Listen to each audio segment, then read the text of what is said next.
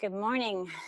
Welcome back to the podcast and Move Better at Home podcast. And today, my guest is Dr. Mason West from Illinois. I'm glad to have you back, and we're going to talk kind of all things strength and conditioning and different things. Maybe, hopefully, you can give a tip at the end of something easy for people to do at home, also. So, Mason, tell me a little bit. Just first, I know you work in Barrington, but tell me about what you do right now and where you're at. Yeah. So I work currently at Team Rehabilitation in Barrington, Illinois, as you said. It's an interesting company where, there's a couple of them starting to grow a bit more. I think there's only about 12 in Illinois, but each one is individually owned and operated. So anyone you go into is going to be very different. So maybe you go to one that's more, for a work injury. Maybe this one's going to be more about at golf. The one I work at specifically, the clinic director, he's more of a golf guy. And I see a little bit of everybody, but it's mainly chronic pain and a lot of the athletic population. Cool. Do you have any I don't want to say specific age range, but in the athletic population specifically, do you tend to do youth or? Yeah, it's a little bit of everybody. So starting all the way, the youngest I've seen is a 2-year-old, and sometimes that's a little more intense, obviously. Yeah. And then that'll go all the way up through, someone who's 60 years old and still wants to run a marathon. I would say the bulk range though is going to be probably your high school or college age, and then up to like 40. So it's still a decent range. When it comes to youth sports, while I always tell parents who has a kid that comes in, it's like, oh, my kid's got a weird waddle to when they're walking, and it's like, okay, well, let's just make sure that they're strong and see where they go with that, because most of the time kids are still developing. So I try to make parents know, like, okay, don't worry too much, just let them develop, let them grow. Yeah, I mean it's a fine line. Like, I do think parents get really anxious about it, rightly so, because you're not sure. Is something wrong, or no, they just have to grow and develop. And do you where was I going with that?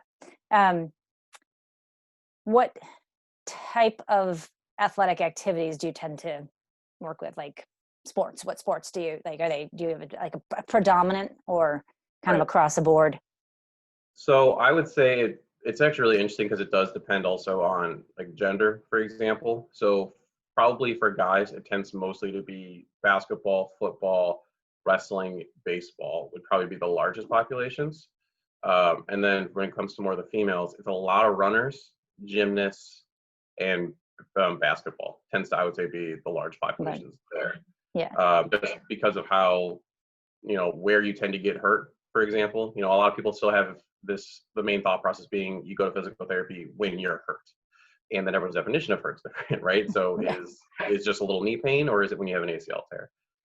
So I'm starting to push more for, okay, come in early. You may think you're fine. Hey, let's do some of these tests. And if you're fine, great, go on to your season. If not, there's some stuff that we can still work with you a little bit more on the performance, I guess you could say, side or preventative side. Yeah.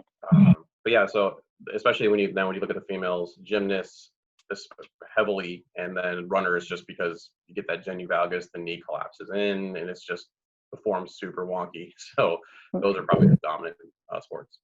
Yeah, I would say we probably tend to see the same. A lot of soccer players out here also, and then like for adults, I think runners, maybe skiers, but like across the border or across the year round, it tends to be a lot of runners as far as the adult population. I think a couple of basketball players I've seen also, like just weekend warrior stuff, and so. I want to kind of dive into that and like what you do for strength and conditioning wise with that, but let's do that. I just lost where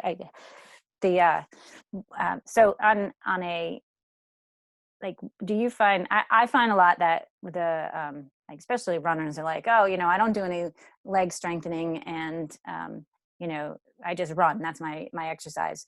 Right. Do you find the same thing? And how do you, so I think it's important to do leg strengthening, whether you're whatever, you know, and Mhm. the intensity of it and the different exercises might, might vary, but sometimes I have a hard time convincing people that, no, you need to, this will actually help your running.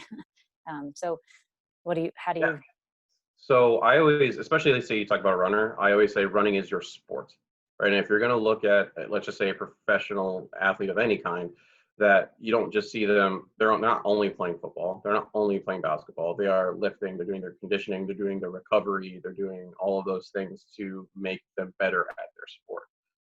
When I have someone that comes, and that's actually true for any sport too. One of the things actually I posted about recently was specialization that's occurring, especially in youth sports.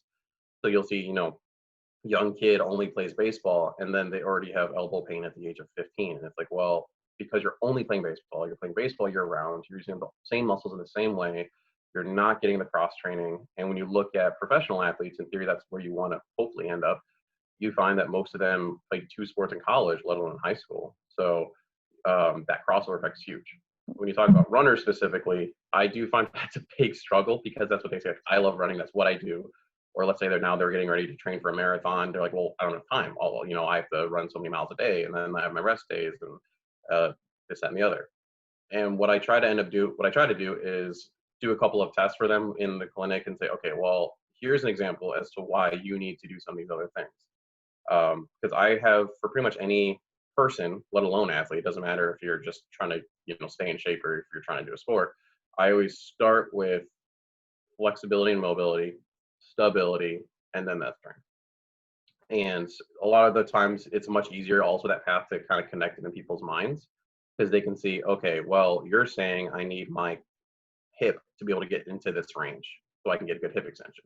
Well, if you can't be stable and neutral, then how are you possibly going to get into 5 degrees of hip extension? And then how are you possibly going to be strong in that 5 degrees of hip extension, with all those things you need during that run? And so, I'll do single leg squat tests. That really shows it. And that's inherently a lot of times stability and strength. I'll do a couple of things that come from more of the Institute of Physical Art thought process, IPA, where it's all about core activation. They're like basically push-pull tests that see where your force is being distributed. For example, you'll end up in a staggered stance, like you just took a step. You push in the shoulder, and what you'll find a lot of times is people will lean back and veer when you push. And it's like, well, every single time you take a step with that foot forward, you're probably doing a little bit of this. And then it's like, well, why does my little left back hurt? Well, look, you're doing this every single time you step.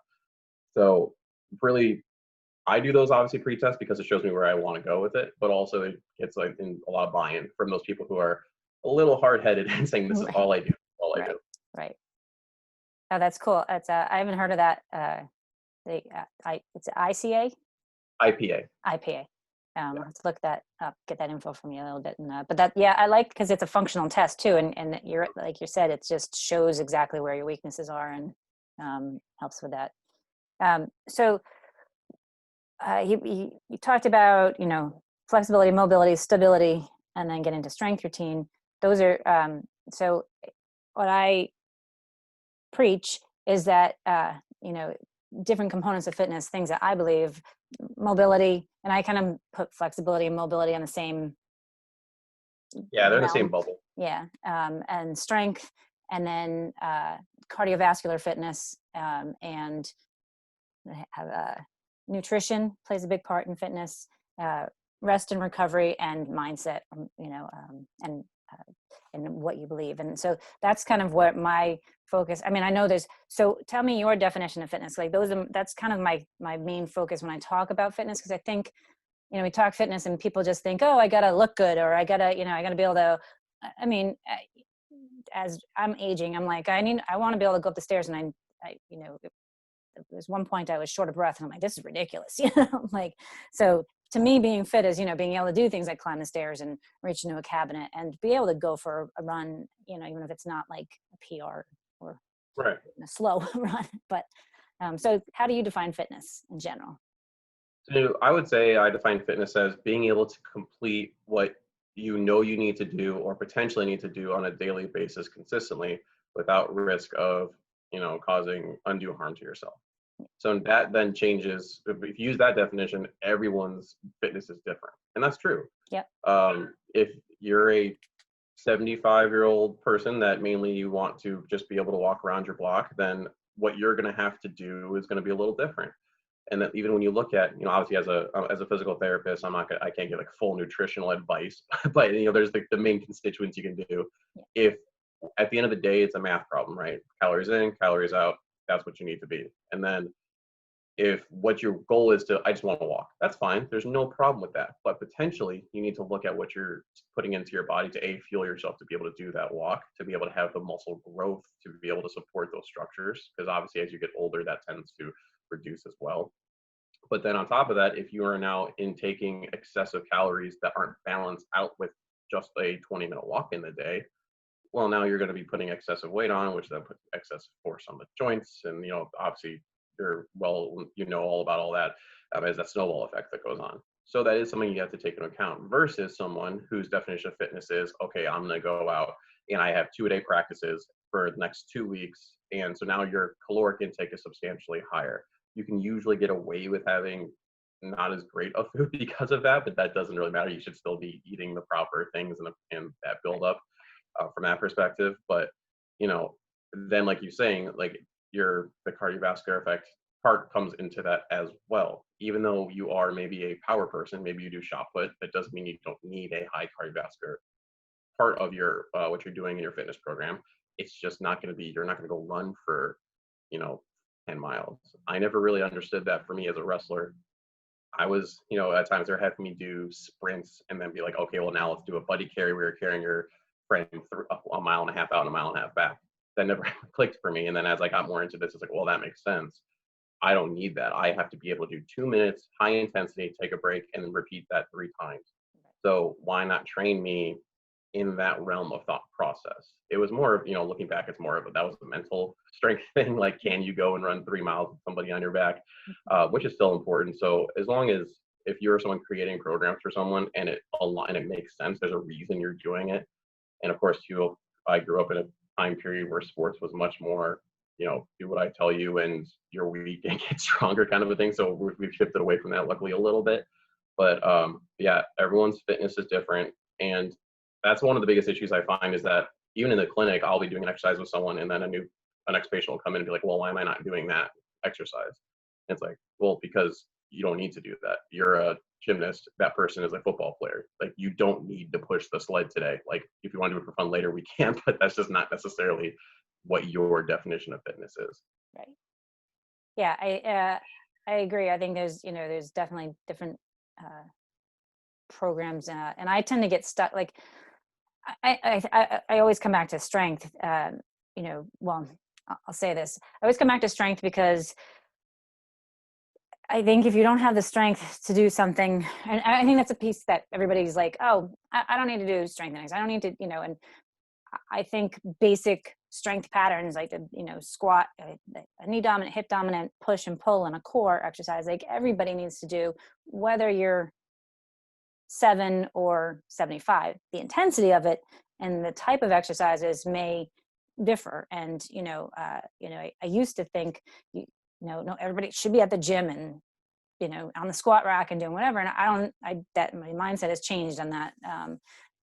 And the frequency of that, I think, has changed. But I do think it's important, like, for runners to strengthen their legs because I think, especially as women and as we get older, like, we lose a lot of strength, or men and women as we get older, like, you lose strength. And so even if you're just maintaining, and strength training doesn't have to be carrying somebody on your back, but building repetition and getting some resistance and challenging your muscles.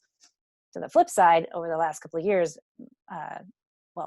last year, so I had kind of gotten away from doing cardio myself, straight up cardio, like, sitting on the stationary bike or walking on the treadmill for whatever and trying to get my heart rate, whatever, just because I was like, I can be more efficient doing my strength workout and do some finishers at the end, and that's going to give me a better fat burn.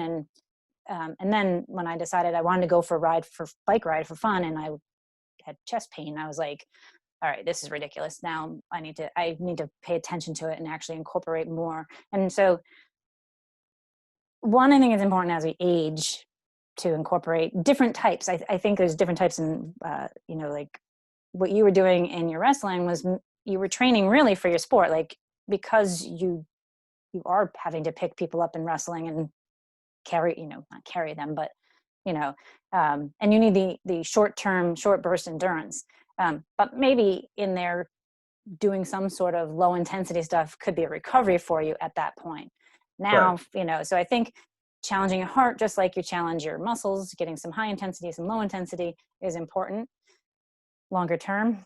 And same thing on mobility wise. Like I used to like going to yoga, and I still like yoga. I just don't find the time to go. But I think you don't necessarily have to sit and do like a yoga practice, but you need to incorporate some mobility work especially in a warm up. And I think people skip that a lot. But like just through the day, because I think we sit through our day now as adults, even kids, everybody's sitting, and so everything, so just trying to incorporate some sort of mobility that's not necessarily pulling on the muscles or cranking on the joints, or it doesn't have to be real specific, but that's so my mindset has changed a little bit, like over the years, that like I think it's, and that's because of my own body. Like I know I've gotten more stiff, and I don't move as well, and so now I can't go squat like I want to because my ankles are stiff. And so I think it beyond just the lifting end, just that 75-year-old who wants to take a walk, you got to keep your glutes strong, you got to keep your ankles mobile, you got to keep your core strong so that you can go and do whatever amount of walk. And that intensity may vary, but I think it's still important to do some of that along with that. So, and I think we Yeah. lose that, and as it's and I think that's part of why I wanted to do this podcast, because it's my hope is to remind people, like there's different like you don't have to do everything every day, but you have to do something every day, and you have to create some sort of practice that helps to incorporate all of the different components in there. So Yeah. I mean, at the end of the day, the human body is very efficient, you can say. It's going to get the job done in the easiest way it feels like it can get it done. So, as you were saying, if you spend most of your day, you wake up, you get ready, you hop in your car, you drive 2 hours into work, you go and you sit and work for 8 hours, you drive home, you were just most likely, let's say you have a sitting job in a cubicle or something like that. Your body now is like, okay, well, your shoulders are in this forward roll position, right? Your hips are flexed, so now your hip flexors are shorter. That's the position I think you want me to be in. And in addition to that, when it comes to now the strength component, you're sitting around all day. It thinks, oh, I don't need this muscle mass. I don't need this strength in the legs because you're not using me on a consistent basis. Because again, we come from cave people where that energy and the basic building blocks of bone and muscle, those were hard to come by.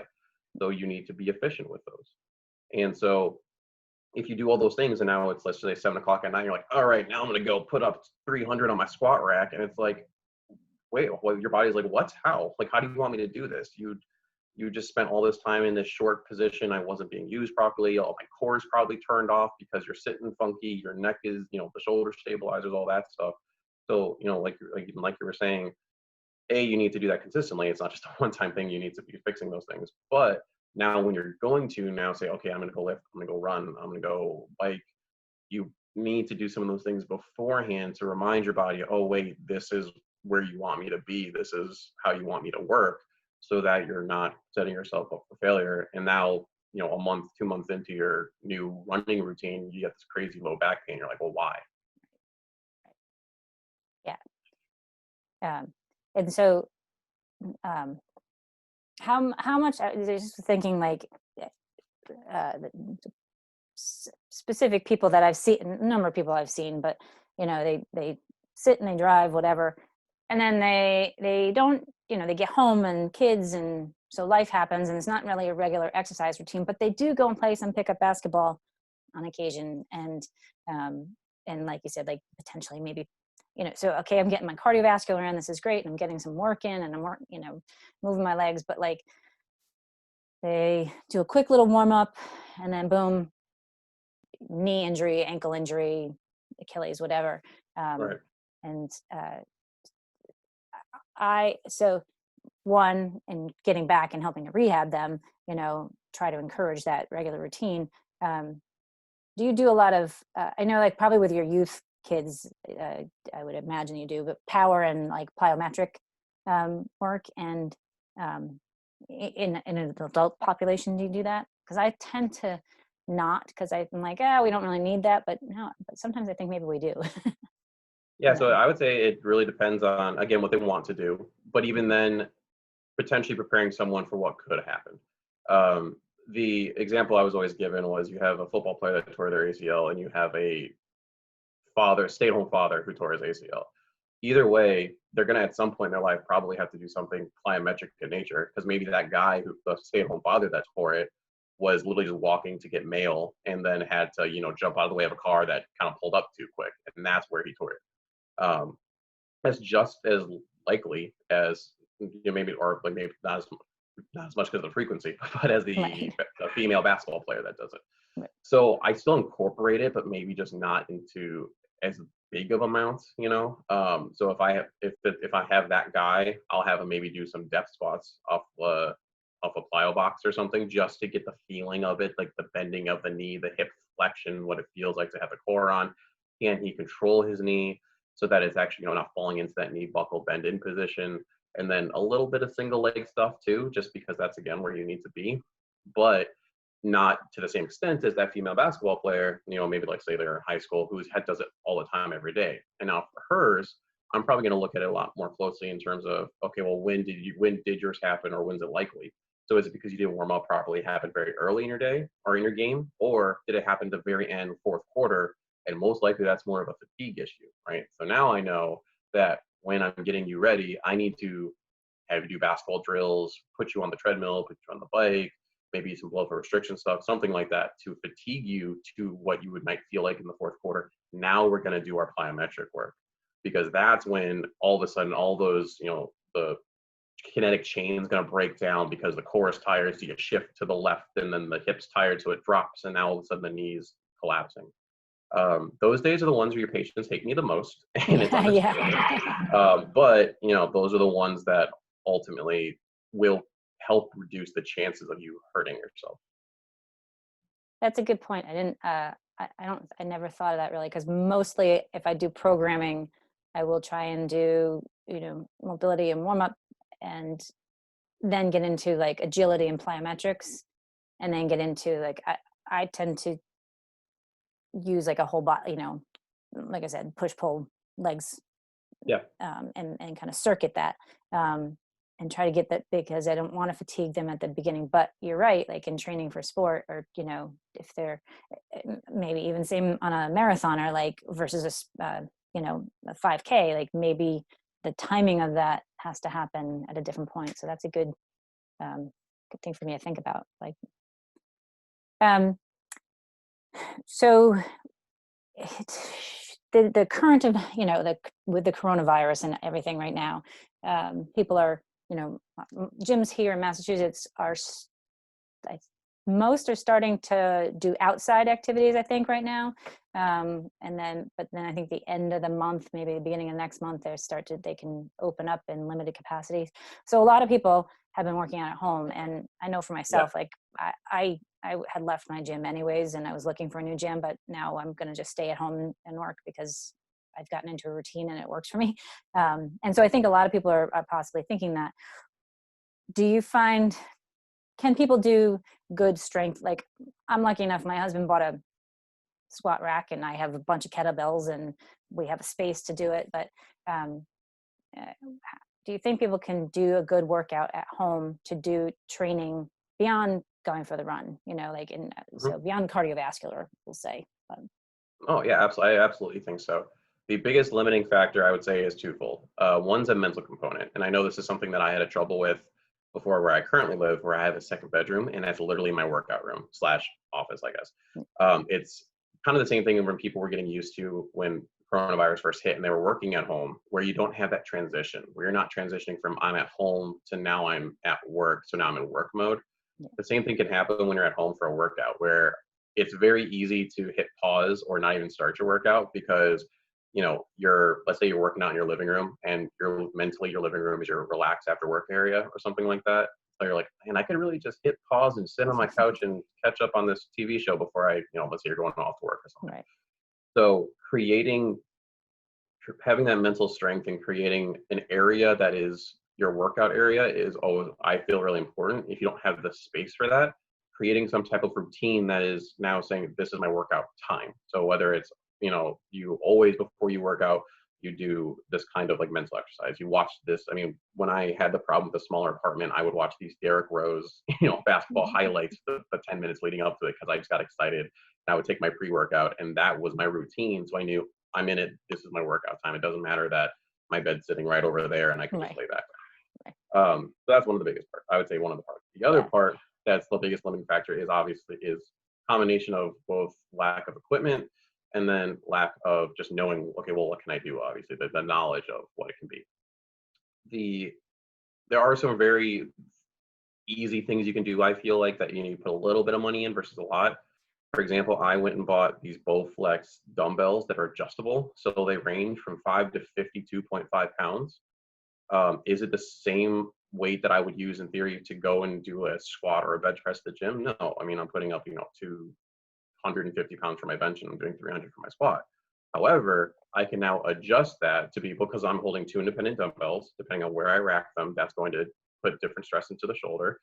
And then depending on the speed I do them, I can do, lower the or decrease the eccentric phase that I'm doing it. Maybe I'm doing long holds at the bottom, pause sets. All of those things it's all a math problem, because at the end of the day, you're trying to equal a certain number of pounds essentially moved over the course of that set.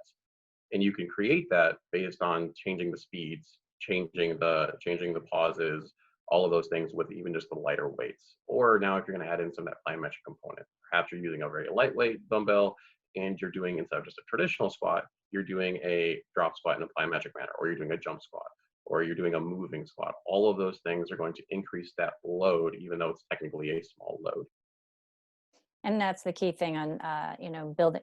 So one thing I try to remind, because women are traditionally, I think it's changing, and I'm so excited. I think across the board, most women are realizing, okay, I need to do strength training. And there's a lot of women that are lifting heavier weights now, and realizing that's an important thing. And it's okay that we're not going to look like Thor, or whatever.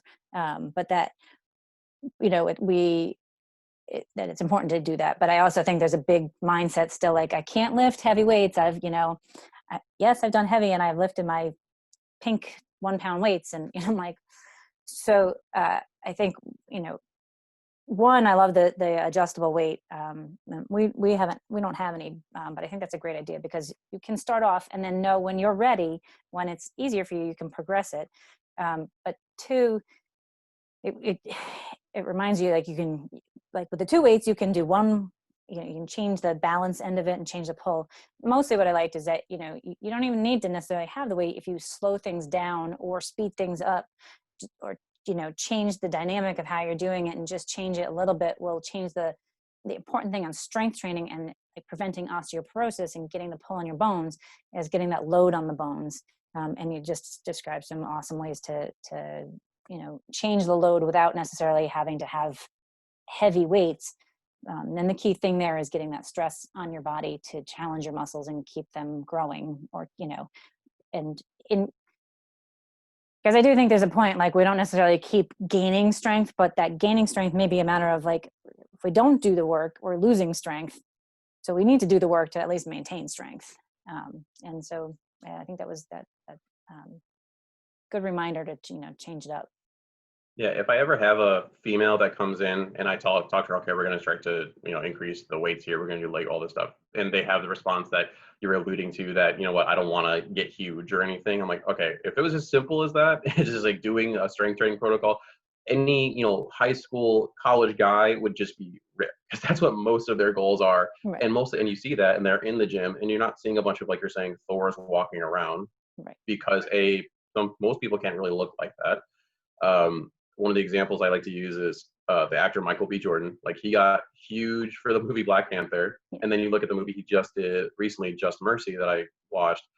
He's still a strong-looking guy, but he's not like superhero strong. He looks like a normal guy, but that's because he did some crazy intense workouts and dieting to get to look like that.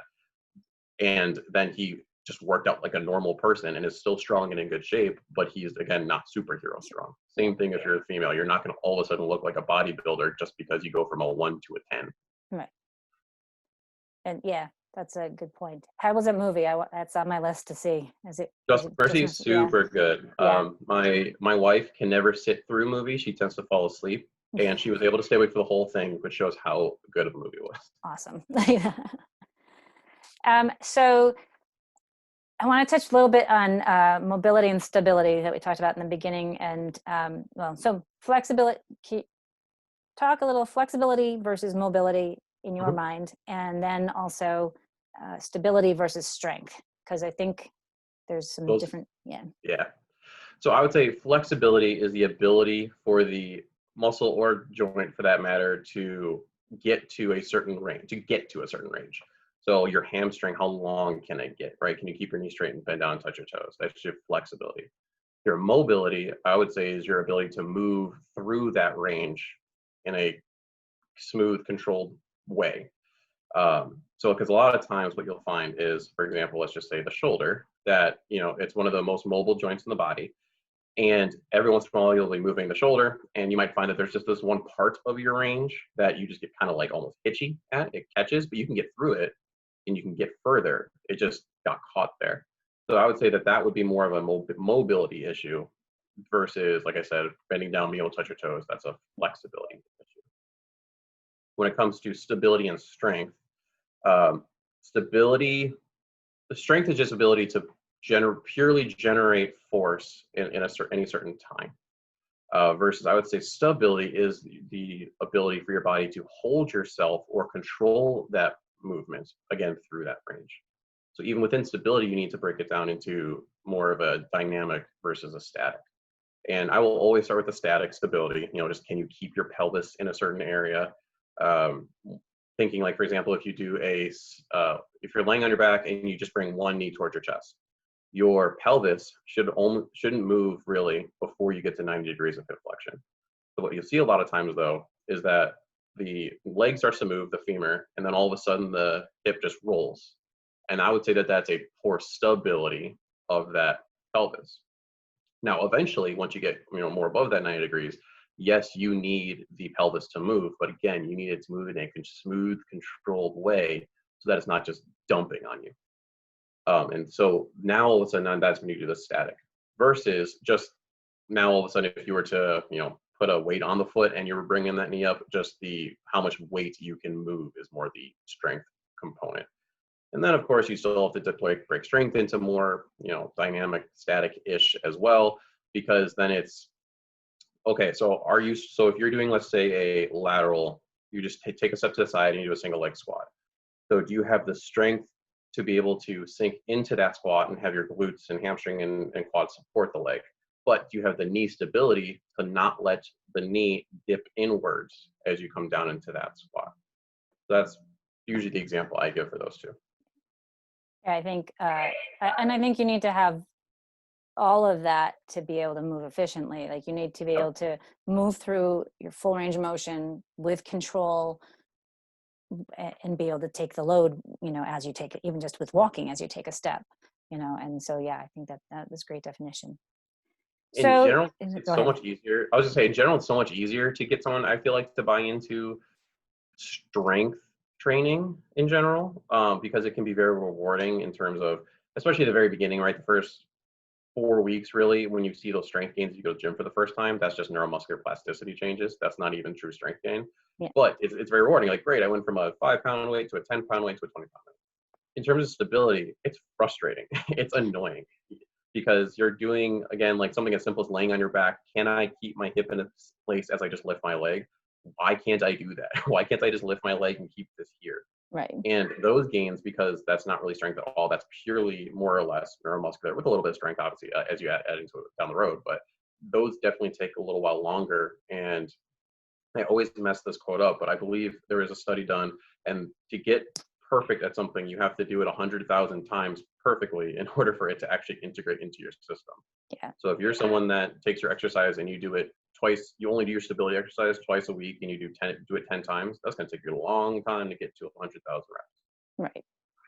Yeah, that's a motor control in the how your brain learns, like that over repetition. And I, I I think also flexibility is people, like, oh, I'm not flexible and I can't touch my toes. And I think a lot of people tend to think like, just crank on the hamstrings, do a hamstring stretch, hamstring stretch, hamstring stretch, and oh, now I'm going to touch my toes. Like, and I think more goes into that, like you said, the neuroplasticity, but like and the motor learning to get there, but also having the hip mobility, having core stability to be able to let you bend over and touch your toes. Like there's a lot more that goes into just flexibility and Yeah. having and that kind of lumps everything together a little bit in the mobility and stability and flexibility. But you need to have all that and take your body through those ranges to be able to, get to touch your toes or Yeah. whatever it might be. But that's a classic one, I think, that people, A good example of that is I used to do a lot more of the beach body like insanity workouts, just because again I didn't have equipment. I was like, this is easy, this is intense, let me do it. When you look at what the warm ups are during the exercise, it's very much just a dynamic warm up where it's like, okay, we're doing high knees, we're doing these kicks, you're doing maybe things like that, and then they consider, okay, now we're going to do with the stretch part, which ramps it down, but it's a very, again, even a dynamic stretch to it where you're bouncing in and out of stuff, which is still fine. However, studies have shown that to get true muscle length added to it, to add sarcomeres, you need to have sustained holds of at least a minute. So if you're not going to sit in that forward bend in that hamstring position for a minute and have that kind of uncomfortable but not painful, stretch feel, you're not actually getting longer. When you're doing those dynamic bouncing in and out of kind of movements, roll down, roll back up, you're generating heat, which is creating flexibility within the muscle at that time period. And then unless you again teach your body to stay in that position, it's going to probably want to revert back to where it was once you cool down, because again it's efficient. It's saying, well, you needed me for a second, we heated up, I don't really need you long, do you need me long term here? Okay, well, probably not, let's go back. So that's when you get to the question of, when do you stretch? Do you stretch before, do you stretch after? And that's a big debate with a lot of circles. Yeah, because I haven't read anything recently, but there was something out there a while ago, and I think it may be that, like, if you stretch before you lift, you're gonna not have the same power or same strength, and so static stretching kind of went out the door for a long time. But I think uh, that what I might be wrong on this, but is that, if you get a stretch, like, it lasts for about 30 seconds after. So you can do a static stretch before, but then you need to go and do your more mobility, like so you're doing your flexibility stuff first and then your mobility stuff, and you're like kind of incorporating that, so that by the time you get to your strength and your power, you haven't lost the um, whatever was inhibiting the stretch was inhibiting to decrease the power. So they were talking about it mostly like in sports and not necessarily in lifting, but Yeah. but I think that's I've heard that too, that makes sense to me. Whenever I describe it to people why they need to do some of the stability stuff after, it's always like a rubber band. So if you look at a rubber band, it's a certain thickness, and you pull it out, and you stretch it, and it gets thinner. Now all of a sudden, your body's kind of like, well, again, what do I do with this new length? I'm not strong here because you haven't trained in that position. So that's why you do some of the stability, and then also if you're not about to do competition, the strength component there, so that you can add to that. yeah. And then when it comes to an actual competition, like, what do you necessarily need to stretch to a range that you haven't been training in for the last insert weeks, months here? Probably not. I would argue. I mean, if Right. you can only spread your legs to a certain length, and that's what you've trained at, that's what you should operate at. You don't want to all of a sudden at 10 degrees either way, because now like you're probably going to be asking for pain. So Right. yeah. Right. Yeah. Very good stuff. Cool. I could actually sit and talk on this all day. And and uh, and you do very, like, I I like how you can incorporate research and make it like real, and not, because sometimes I read it and I'm like, well, nobody's going to understand this, but you actually break it down and make it like understandable. So Thank you. it's cool. So can you give us maybe what would be your one exercise takeaway that is relatively easy to describe, because every exercise, this is not necessarily meant for medical advice, and maybe it can help you, and maybe it's not for you, and that's okay, but maybe it's something that somebody could try at home just to improve any aspect of fitness. Absolutely. So something that I actually really do believe in, and I do myself, and I need to do more of even, and I give this to almost every person, doesn't matter what they're coming in for. Movement really starts at the core, right? That's that tends to be where it generates. And if it may not generate from there in that moment, it at least transfers through there. So every movement should start with this. When we look at core activation and abdominal stuff, people know about the crunches, people know about planks, and there's a whole conversation about planks and side planks I could have, and I could do that for probably 30 minutes. But they do all those, but one of the ones that gets ignored the most, and I usually start with people literally day one, and I have to continue working on, and as you progress and change positions, is transverse abdominis activation, which is your corset muscle. Right, starts at the back, wraps around to the front, kind of holds you together. And even more than transverse abdominis activation, specifically upper transverse abdominis activation. So those are the ones, that's the fibers that are going to attach to the lowest rib. What you'll find most of the time is, due to our postures and everything like that, we sit in a kind of a chest forward, rib flared position. So one exercise that isn't that difficult, and you can do in a lot of different positions, is simply trying to let those ribs soften and sit down onto your belly. After you do that, one of the ones I really like to do is laying on your back, taking like a broom or something above you, like you're about to do at the end of a bench press. Mm-hmm. You have that rib pulled down, and you keep it pulled down as you let your arms float overhead. And then from there, what you'll find is you're going to want to lift those ribs up and away off the floor. So then I'll tell people, okay, for now, only go up to the point where you feel like your ribs are about to lift up and away. And then eventually try to go a little further. You should be able to get as far as you can into it. Eventually, now, maybe it's a shoulder mobility issue or something else that we have to talk about down the road. But at a bare minimum, keep those ribs pulled down and tucked. And that's what's going to help a lot with that core activation in various positions. I think that's relatively easy to picture. Yeah, that was a good description. I'll add in, try to do an exhale as you raise your arms overhead, because that will help get that transverse abdominis to contract a little bit more and pull the ribs down and in. Plus, you don't want to hold your breath as you're doing these, and with any exercise, it's an important. Well, now all of a sudden you also talk about, when you add in the breathing, where you're breathing into. And a lot of people who have that kind of rib flare position, they use accessory muscles right into the shoulders. So if you're going to take that big breath in, you want to fill the belly and fill the space even at the low back area, so that you're expanding throughout that whole range. You don't want to feel like you're breathing and shrugging. Yeah. Because now all of a sudden you're feeding, and you're probably going to end up realizing, oh, I'm back flared again with that. Right.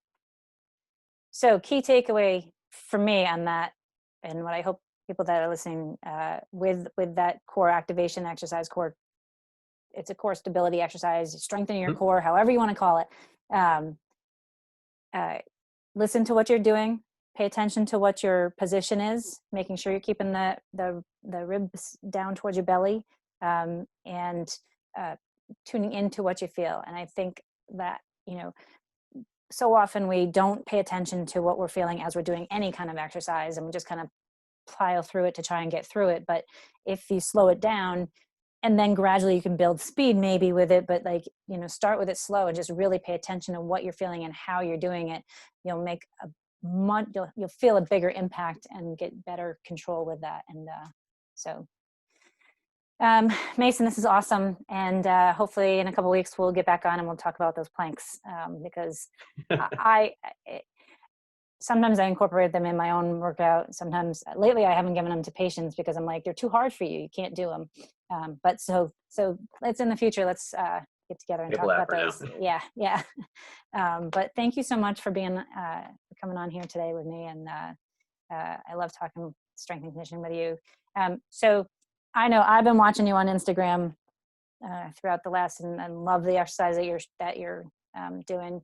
Let's tell people where they can reach you, and if they have any more questions. Yeah, so my handle is Dr. Mason, so Dr.MasonWest _sports PT. Cool. So check him out.